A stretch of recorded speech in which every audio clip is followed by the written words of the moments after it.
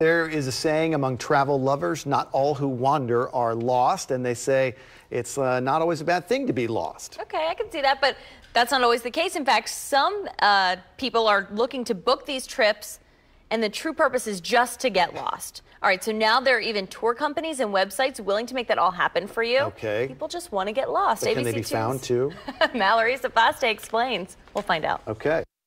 Michelle Simple could find her way around pretty much any place on Earth, but sometimes she looks to get lost on purpose. See where we could go and see what we could find and what adventures were out there. At a time when we constantly turn to our devices for directions, some people are looking to take the path less traveled. We are going back to turning off our maps. We're turning off our web search. We're meeting the locals. Karen Means of WalkingOnTrails.com says this trend has us connecting to people instead of devices and is the difference between being a tourist or a true traveler. It's those types of encounters and memories that aren't in any guidebook, aren't in any map on your phone, and will never be in any turn-by-turn direction on your digital device. There are now websites offering tips and how-tos, and even tour companies that charge thousands of dollars to get you lost, such as Black Tomato, for example. They are whisked off onto a private jet or a helicopter and dropped into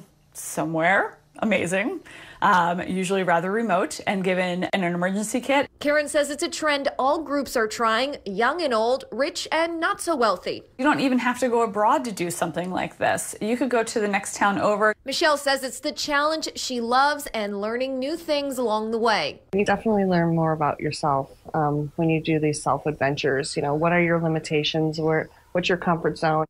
Worried about safety as part of the Get Lost experience with Black Tomato, users are given a satellite phone for emergencies, and travelers can contact a team of guides at any time as a sort of safety net. And when traveling on your own, it's good to keep your phone with you, even in off mode, as a just-in-case kind of backup. For ABC 2 News, I'm Mallory Safaste. But what are we going to pack? Do I need short sleeves or long sleeves?